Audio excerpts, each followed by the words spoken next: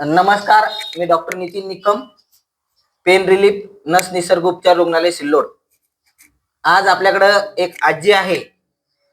त्या आजी आपल्याकडं काही दिवसापासून उपचार घेत आहे.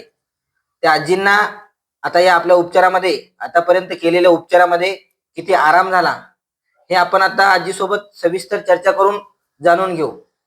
भरपूर दिवसापासून आजी माझ्याकडे उपचार घेत होत्या.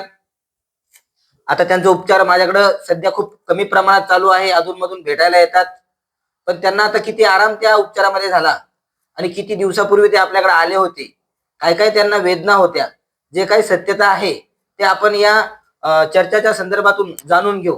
आम्ही असे प्रत्येक रुग्णांची प्रतिक्रिया तर तुमच्यापर्यंत आम्ही पोहोचवू शकत नाही. सोशल मीडियाच्या माध्यमातून जे जे रुग्ण शक्य झाले, कारण की प्रत्येकाचा व्हिडिओ या ठिकाणी बनवणं शक्य होत नाही.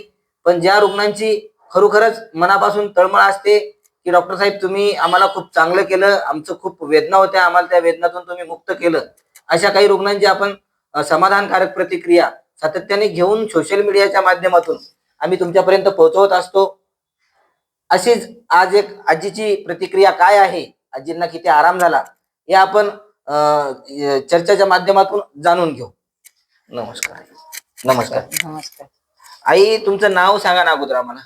जिजाबाई बशीलाल जाधव. बरं बरं. आई, तुम्ही माझ्याकडे काही दिवसापूर्वी आले होते. हो. किती दिवसापूर्वी आले ते अगोदर?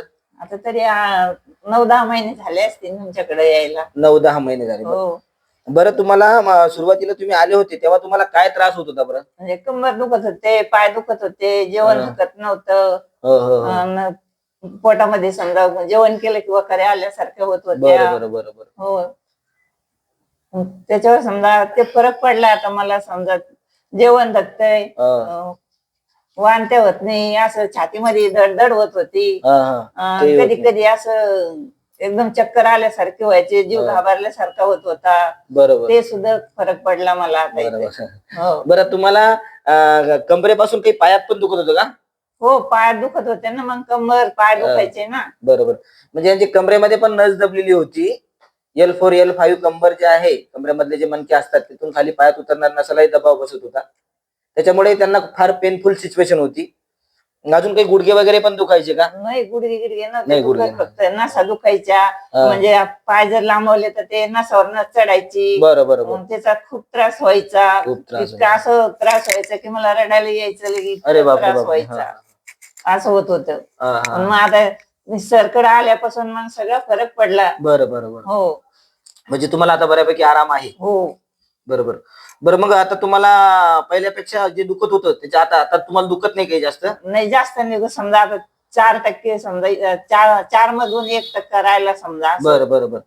थोडंफार दुखतं मग त्याच्यामुळे काय वयानुसार थोडंफार दुखतं, पण तुम्हाला भरपूर आराम झाला. हो. बरोबर. आता आम्ही सातत्याने या ठिकाणी रुग्ण येतात, आम्ही ज्या प्रत्येक रुग्णांना बघतो, वेगवेगळ्या रुग्णांना आम्ही या ठिकाणी उपचार करतो, तर त्या रुग्णांना भरपूर आरामही होतो. आता आम्हाला प्रत्येकांसोबत चर्चा करणं शक्य होत नाही, पण तुम्हाला कसं वाटलं आमच्यासोबत चर्चा करून आणि या ठिकाणी आम्ही जे उपचार करतो? आनंद वाटला. बरोबर. उपचार करतो त्या उपचाराबद्दल तुमचं समाधान आहे का? हो. चांगलं याच ठिकाणी स्टाफ काळजी घेतो का? हो, घेतात. बरं. तुमच्या गावाचं नाव काय? आमच्या गावाचं नाव जोडवालसा. बरं, चालेल. तर आता तुम्हाला काही वेदना होणार नाही, काही वाटलं तर परत गाव या. आमचं जोडवालसा आहे, पण राहायला आम्ही कारखान्यावर आहे. बरं. चालेल. काही परत वाटलं तर नक्की परत या. धन्यवाद.